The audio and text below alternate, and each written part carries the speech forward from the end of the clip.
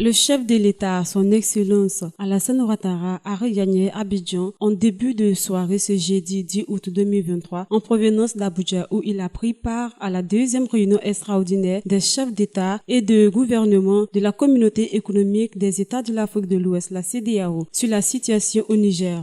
Le président de la République a été accueilli à sa descente d'avion par le vice-président, M. Tiemoko Meïlie Kone, plusieurs membres du gouvernement et du cabinet présidentiel, ainsi que les chefs des grands commandements des forces de défense et de sécurité. Dans la déclaration faite à la presse, le président de la République a indiqué qu'à l'unanimité, les chefs d'État de la CEDEAO réunis ont réaffirmé leur condamnation à la tentative de coup d'État contre le président légitime et démocratiquement élu de la République du Niger, son Excellence Mohamed Bazoum. Je viens de rentrer d'Abuja, où j'ai pris part à un sommet extraordinaire de la CEDEAO sur la situation politique au Niger. Il s'agit du deuxième sommet que notre organisation tient sur la situation dans ce pays frère en 10 jours, ce qui démontre notre forte préoccupation au niveau des chefs d'État. Alors, tous les chefs d'État de la CEDEAO ont condamné la tentative de coup d'État au Niger, car cela constitue une violation donc de nos textes, un recul démocratique et une menace à la paix et à la stabilité dans la sous-région. La conférence des chefs d'État a pris d'importantes décisions au cours de ce sommet extraordinaire et bien sûr cela sera rendu public dans le communiqué de la conférence des chefs d'État. Mais je voudrais donner quelques éléments. Ainsi, nous avons réaffirmé à l'unanimité que le président Mohamed Bazoum est le président légitime, légal et démocratiquement élu de la République du Niger. Deuxièmement, nous avons demandé que le président Bazoum soit libéré immédiatement et sans condition. Troisièmement, nous avons demandé que le président Bazoum soit réinstallé dans ses fonctions de président du Niger afin de s'occuper de la gestion de son pays comme celle-ci lui a été confiée par le peuple nigérien.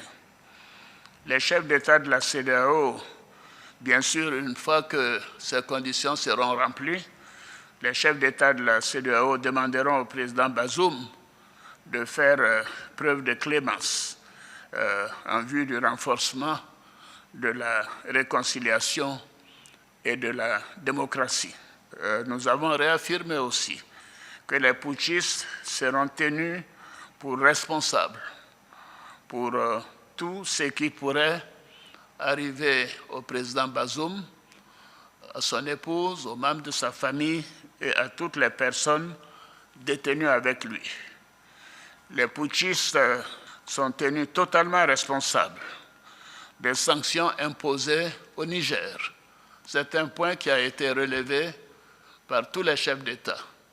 S'il n'y avait pas eu de tentative de coup d'État, il n'y aurait pas eu de sanctions sur le peuple nigérien, frère. Et nous tenons à le souligner. La Côte d'Ivoire a des relations fortes et spéciales avec le Niger depuis le temps d'Ameni Diori et de Houphouët-Boigny. Et nous souffrons de voir le peuple frère du Niger soumis à des sanctions. Fermeture de banques, commerce interrompu, diminution de fourniture d'électricité, mais nous tenons à dire que cela est la faute des putschistes. S'il n'y avait pas eu de tentative de coup d'État, cela ne serait pas arrivé. Je tiens à le souligner.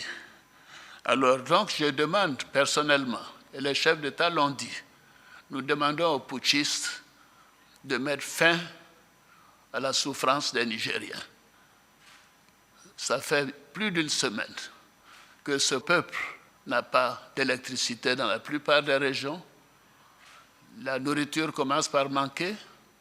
La famine pourrait s'installer dans le pays. Les gens ne peuvent retirer que 10 000 francs par jour et encore, ainsi de suite. Il faut mettre fin aux souffrances des Nigériens. Alors, la CEDEAO, vous savez, a fait sa part. Elle a dépêché plusieurs émissaires, dont l'ancien chef d'État, le président Abdou Salam Aboubakar, et le sultan de Sokoto, Saad Aboubakar.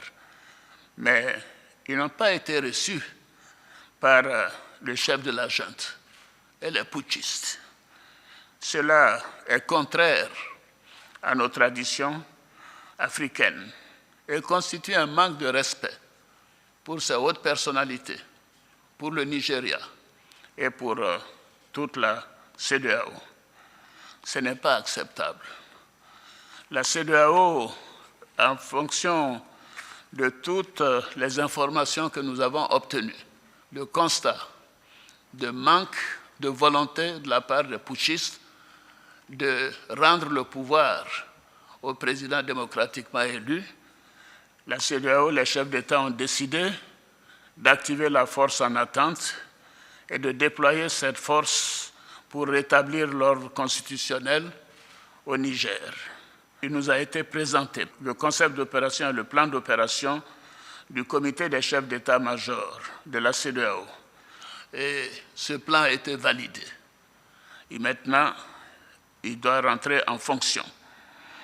Et les chefs d'État ont marqué un accord donc, pour le déploiement des troupes d'un certain nombre de pays, dont la Côte d'Ivoire. La Côte d'Ivoire fournira un bataillon et a pris toutes les dispositions financières pour l'opération. Si elle doit durer 3 mois, les provisions seront faites au niveau budgétaire pour que nos soldats et nos officiers qui participeront à cette opération ne manquent de rien. Donc la Côte d'Ivoire est prête et je viens de donner instruction au chef d'état-major général des armées de commencer la mobilisation de ces troupes pour leur participation à cette opération de la CEDEAO. Alors évidemment, les chefs d'état-major, je pense, auront d'autres rencontres pour finaliser les choses, mais ils ont l'accord de la conférence des chefs d'État pour que l'opération démarre dans les plus brefs délais. Je voudrais indiquer que ces décisions sont collectives, sont celles de la communauté des États de l'Afrique de l'Ouest.